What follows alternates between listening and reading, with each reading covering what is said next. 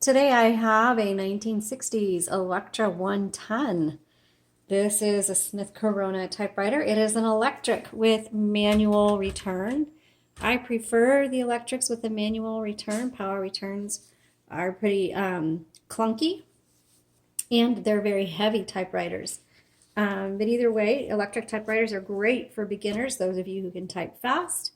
And then those of you who just want an everyday typewriter, that's easy to use. Electrics are great for that, and they're also great for kids. This candy red that we've painted is gorgeous. Red always sells so fast for us. But let me show you around and show you how to use the Electra 110. And I'm going to assume that you're a beginner with typewriters. So first of all, again, it's electric, so you do need, you've got a cord, so you do need to plug it into a power outlet.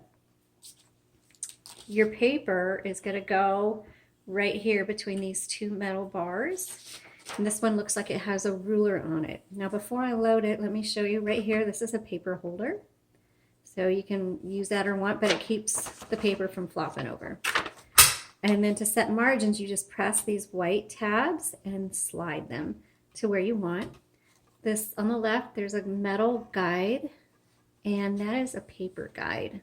That way you can load your paper in the same spot every time. So to load your paper, you just slide it right up against that paper guide, and since this is a smaller carriage, this is actually normal size, but it fits an 8.5 by 11 perfectly. So I'm going to move that guide there.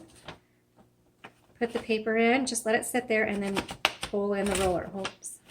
Hold on, I got a little crease on that paper. I'm going to use a different one.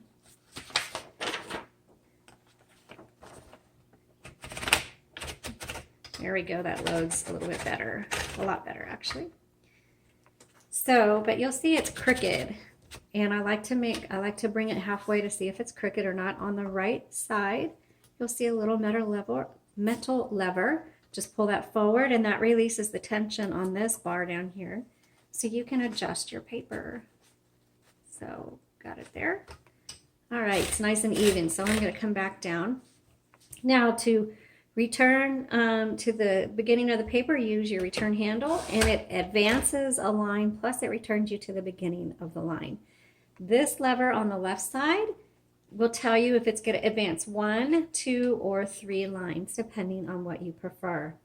Now on the behind the roller handles are these white bars, and you pull those in, and that releases your carriage. You can hear the bell, which goes off when you reach your margin. Always make sure your carriage is to the left before you open the top. So we're going to open up the top, and to do that you just pull forward. You'll see a ribbon inside. This is a universal ribbon. You can find these ribbons on our website and on our Etsy site. Please pay attention to how it is threaded, and if you look at the Etsy listing for this typewriter, I do have an up-close photo so you can see how that is threaded. These are very easy to get. All of our typewriters come with new ribbons in them. Once you get to the end of the ribbon spool, the typewriter may lock up on you. There's nothing wrong with your typewriter. That just means you have to reverse the direction of your spool, because you can use your ribbon multiple times until you use up all of the ink in your ribbon, and then you can replace it. And to reverse the direction of your spool, go over here to the left side, and it says Rib Rev. Just flip that switch up, and that reverses the direction for you.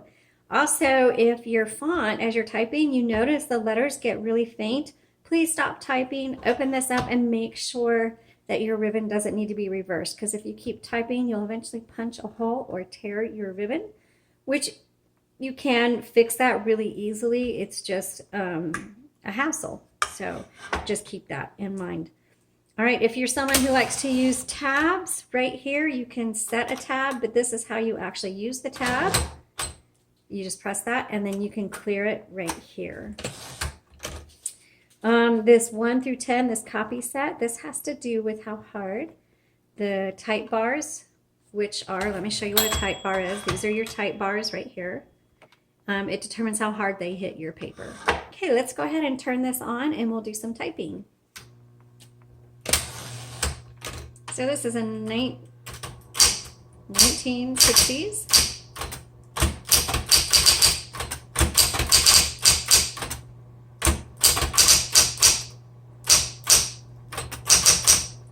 Electra 110. It has a very, I don't know what to call this font, kind of like a space age look to it. So very much what I would consider early computer font. I'm sure there's a name for it. I just don't know it. Kind of cool looking. It's different than most typewriter fonts.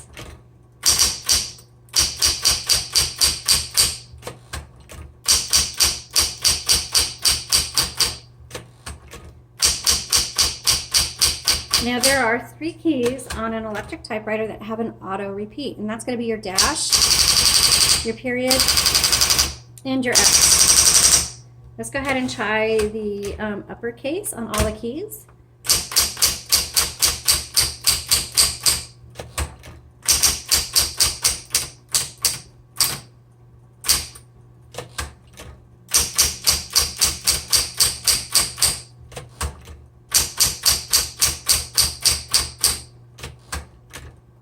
And I'm going to do some sentences here.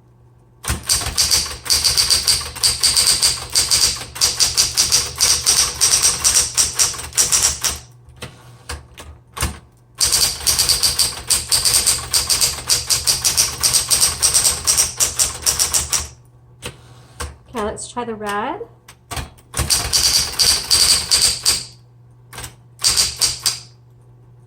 Whoops. Sometimes your keys, if you hit 2 at the same time, will get stuck. Let me try that again.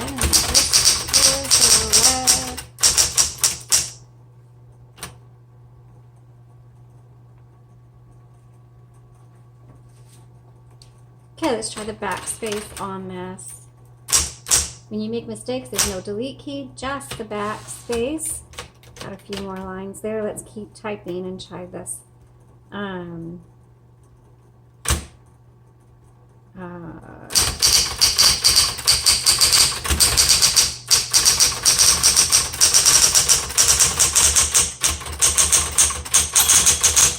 Okay, so there's your margin. That bell tells you where you're at the margin.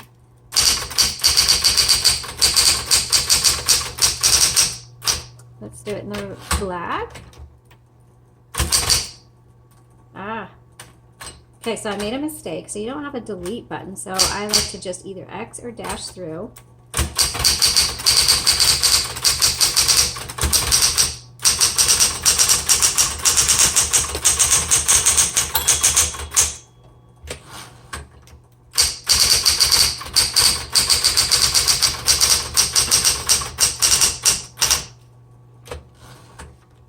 All right, so this typewriter is good for crafters, hobbyists, young typers,